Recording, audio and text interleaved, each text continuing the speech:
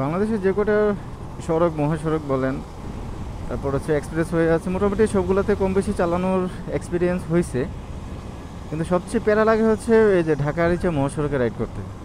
আপনি দেখেন এই রাস্তায় মানে একটু পর পরই যে দেখুন কত বড় বড় গর্ত, এই যে গর্ত এরকম সে পুরো মানে সে গাবতলী থেকে শুরু করে আপনি যদি আরিচা পর্যন্ত যান অথবা আপনি চন্দ্রা পর্যন্ত যান, নবীনগর থেকে বামে যান আর নবীনগর থেকে ডানে যান, আপনি অধিকাংশ রাস্তায় দেখবেন যে অনেক মানে গর্ত আছে, ভাঙাচুরা আছে। এই রাস্তা যারা রেগুলার চলাচল করে এরা সবাই মানে সবাই জানে যে এখানে মানে কোথায় গর্ত আছে বা কি তেন হাবি যাবি।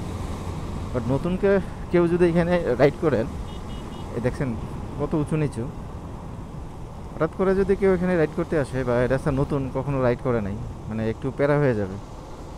কারণ আপনি তো জানবেন না কোথায় গর্ত আছে বা কোথায় ভাঙাচুরা বা উঁচু নিচু রাস্তা। অধিকাংশ রাস্তায় হচ্ছে ভাঙাচুরা উঁচু নিচু। আর বাইপালের কথা তো বলে লাভই নেই। বাইপালের আশেপাশে 2-3 কিলোমিটার অবস্থা মানে ভয়াবহ খারাপ। আমার বেশ কয়েকটা ভিডিওতে ওটার কথা বলছি বা অলরেডি ভিডিও পাবলিশ করা আছে। কি বলবো বলে কত বড় গর্ত, ভাঙ্গাচুরা করে বাবা। এইটা বলি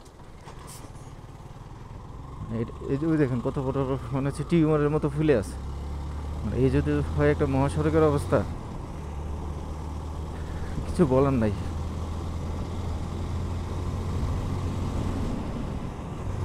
এগুলো দেখার কেউ নাই, বলার কেউ নাই। যারা রাস্তাঘাটে এই রাস্তায় চলাচল করে এরাই সাফার করবে, আক্ষেপ করবে। মানে আমরা আমাদের মতো যারা আছে, আমরা যারা এই রাস্তায় চলাচল করি, আমাদের কাছে তো কষ্ট হয়, খারাপ লাগে। একটা মহাসড়ক হওয়া উচিত একদম নিট অ্যান্ড ক্লিন, মানে একদম পরিপাটি একটা রাস্তা থাকা উচিত।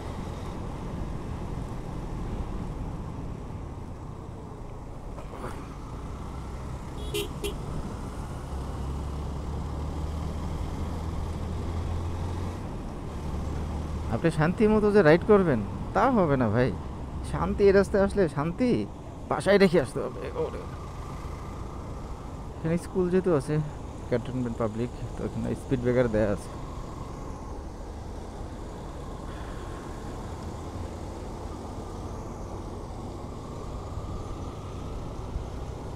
তো আরেকটা জিনিস হচ্ছে মাঝে মধ্যে আপনি ভুলে যাবেন যে আপনি রাইট সাইডে আছেন।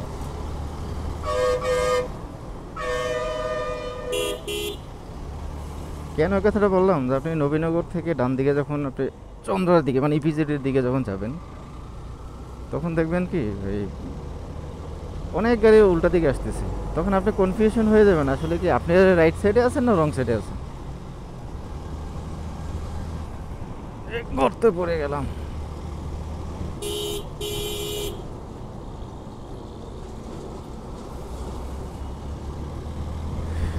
অনেকদিন পরে নবীনগরের এই সিগন্যালটাতে ফাঁকা পাইলাম।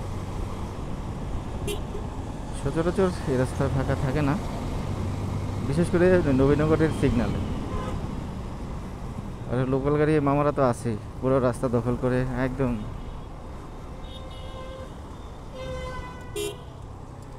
সোজা চলে গেছে মানিকগঞ্জের দিকে, বারিচার দিকে। আমি যাবো এখন ডান দিকে।